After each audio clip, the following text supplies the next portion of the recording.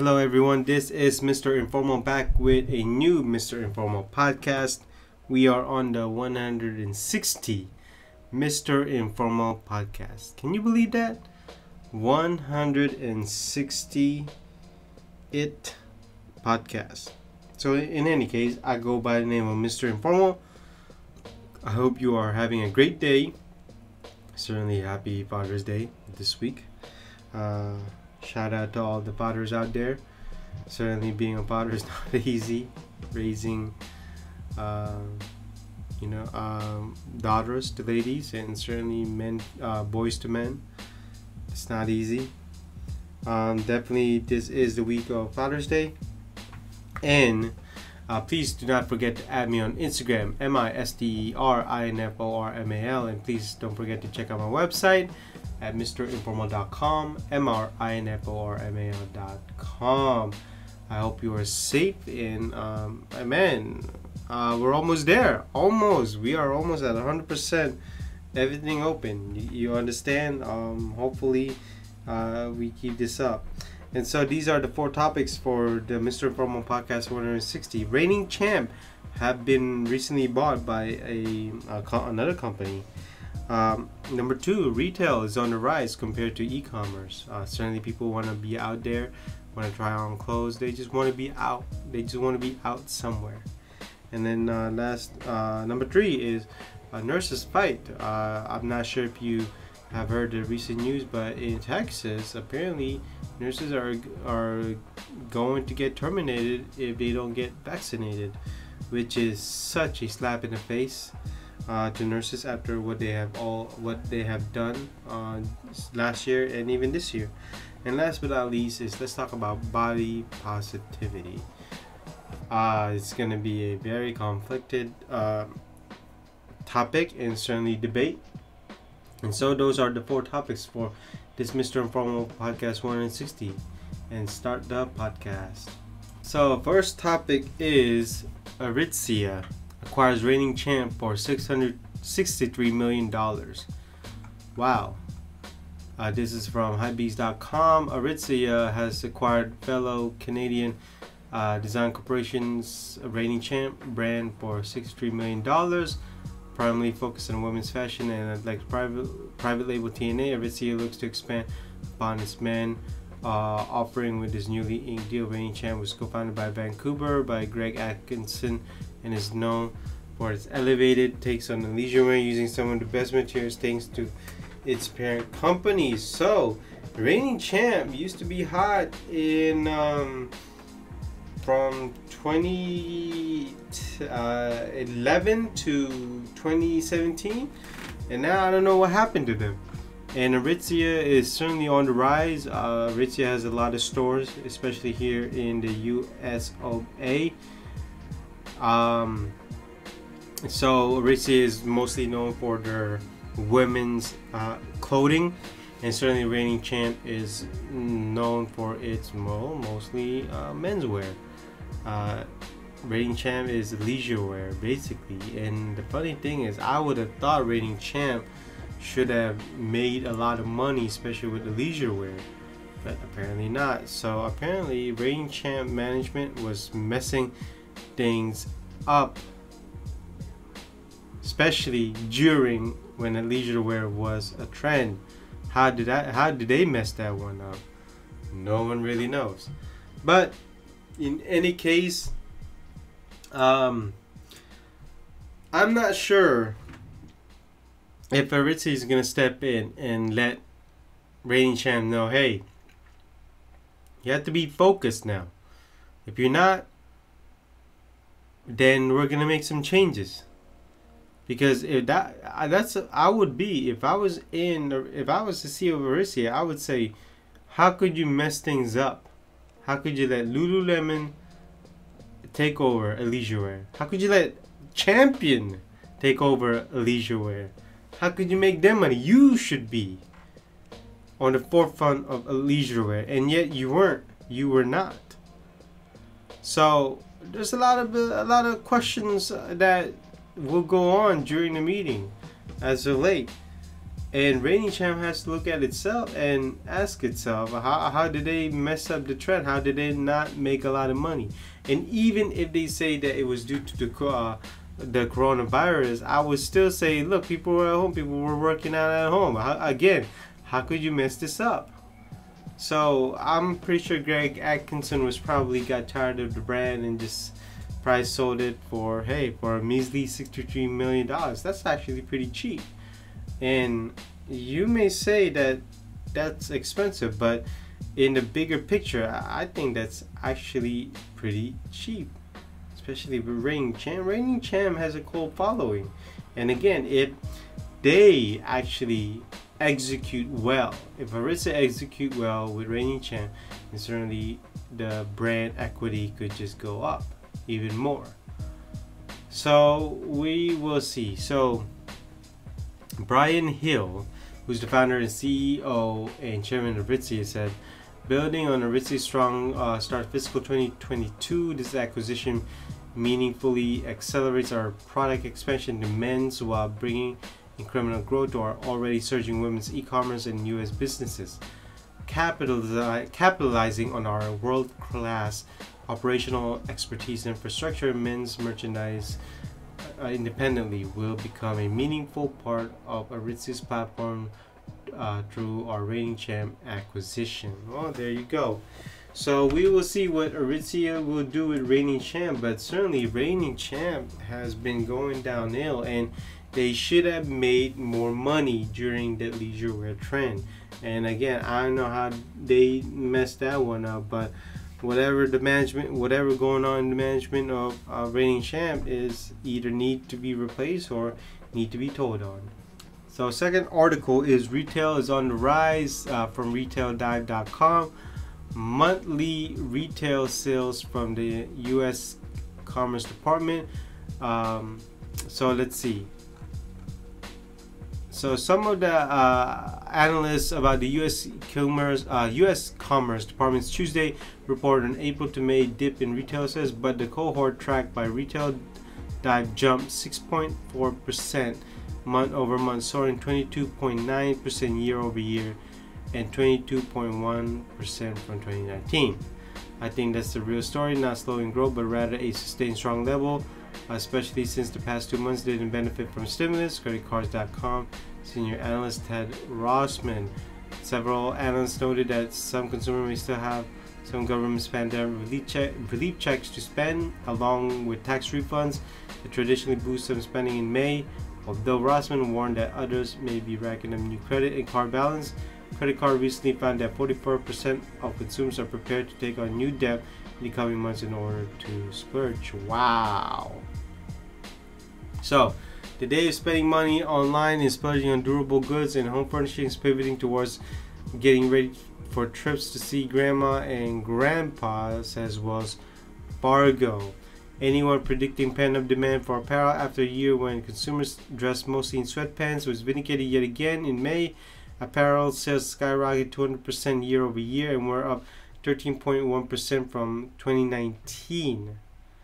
Wow, lockdown rules like mask wearing, social distance have been disappearing across the country in recent weeks, and that appears to be benefiting brick and mortar stores. Non-store sales, mostly e-commerce, didn't see their runaway great growth over the past months, rising 3.4% year over year, but up 34% from 2019. Well, there you go. Look, it's really simple. I mean, people want to go out, people want to check out the store, want to check out the clothes from the store, and it's the summertime, people want to go out, people want to buy new clothes. They don't want to wear the same clothes from what they bought last month or even last year to go on vacation.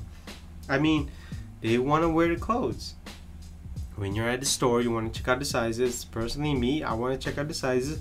I want to wear the clothes, so it's only natural for me to go out and go to the mall or go to the retail store. I mean, how hard can it be? How hard can it be to understand that?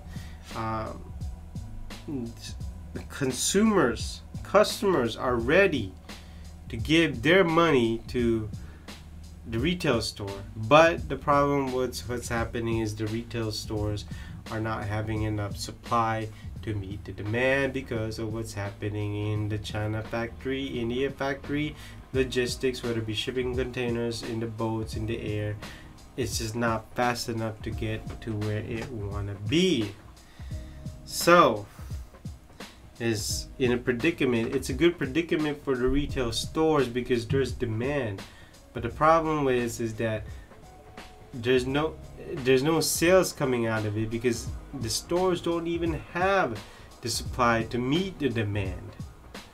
And so that's what's happening right now. And look, it's not just retail store, don't get me wrong. I think everybody's going through the same thing now.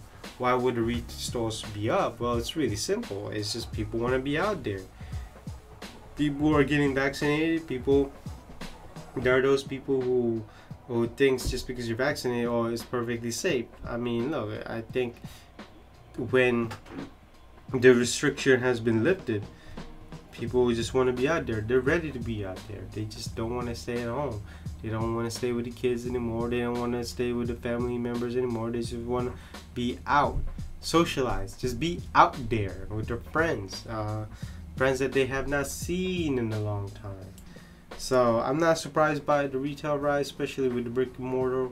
That's probably going to rise even more as the coronavirus is waning. So, hey, we'll see.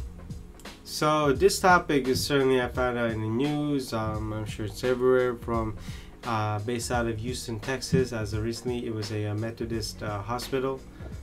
And apparently the hospital is giving these nurses 2 weeks that if you don't get vaccinated, if you do not get vaccinated, your employment will be terminated.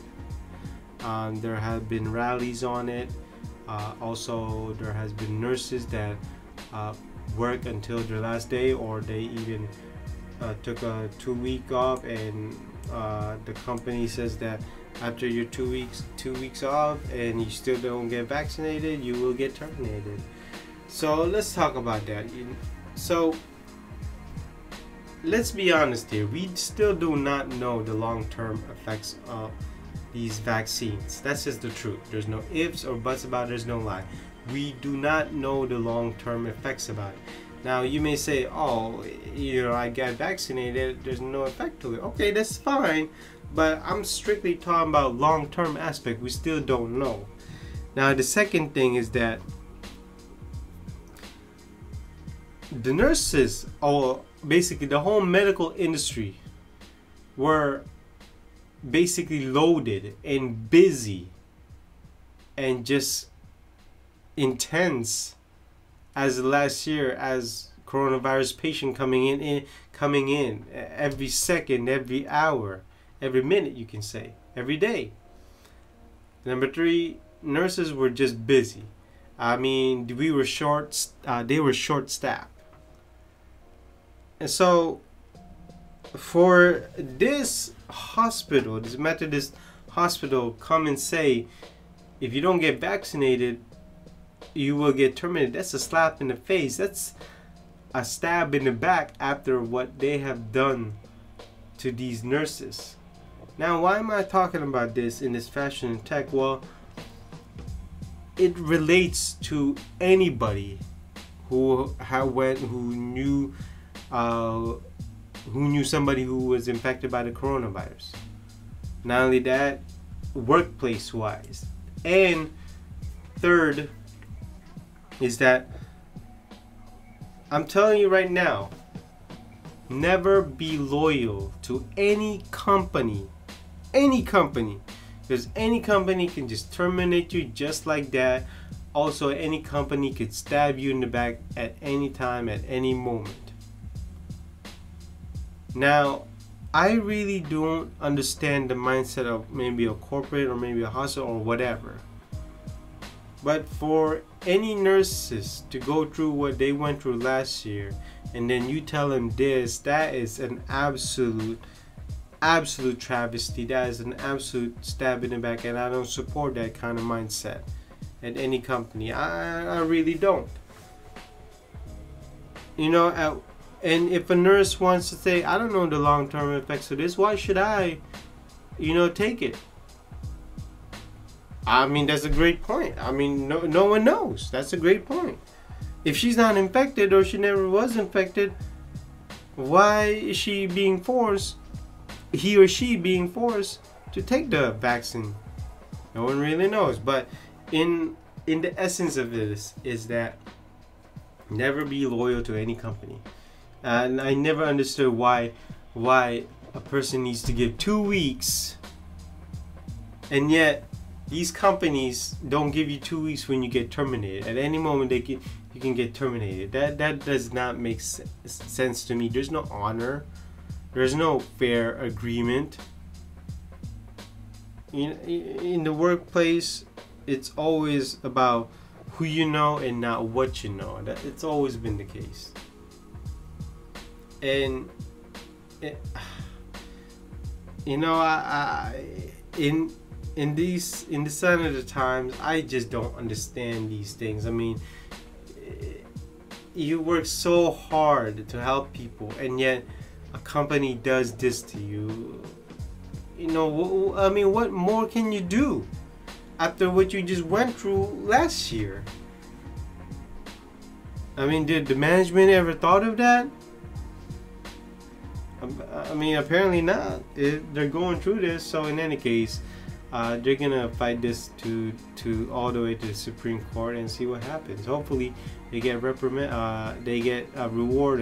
The nurses get rewarded, hopefully by millions. And I don't support that type of mindset by these hospitals.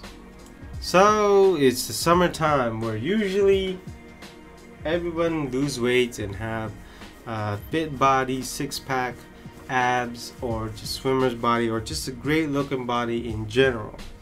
And so this comes into the fourth topic is body positivity. But apparently in this summer, everyone's talking about body positivity. No, even though you're fat, you're overweight, you're obese, hey, we'll accept that.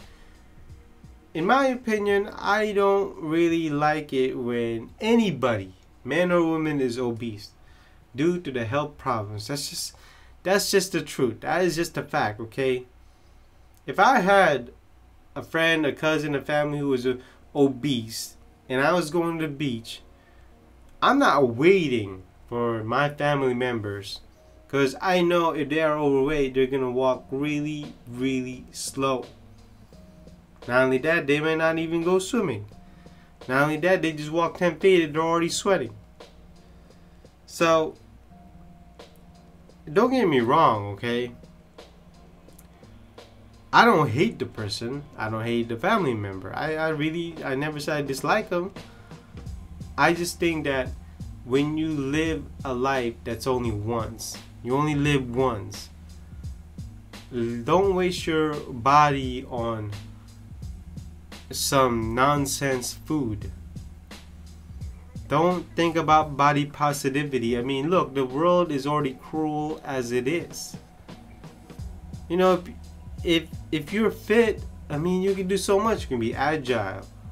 I mean, it's just healthier in general.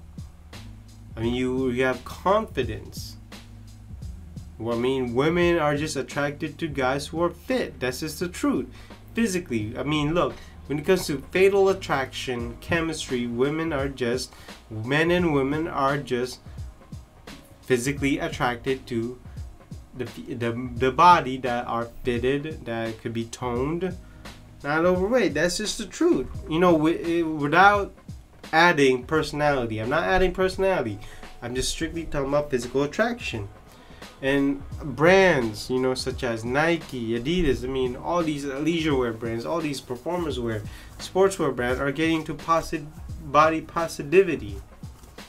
And these brands don't even know that it actually wastes a lot of fabrics, a lot of materials for these body positivity, because you got to cover most of your body, so you're actually spending more on materials.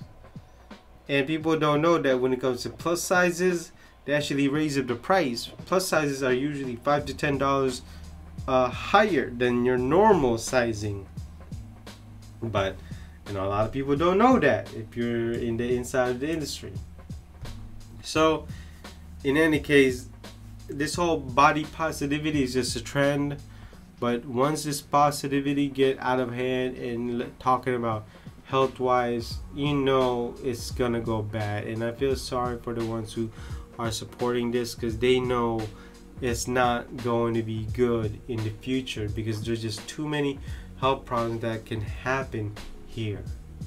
And so that basically concludes this podcast 160, Mr. Informal Podcast. I go by the name of Mr. Informal. Hopefully you learned something today. I hope I gave you some insight. Hopefully you listen to me from the beginning to end. And please do not forget to add me on Instagram, MISTERINFORMAL, and then check out my website. Got some great stuff right there, MRINFORMAL.com. And so again, this is the week of Father's Day. Happy Father's Day. And so I will see you in the next podcast. Bye-bye.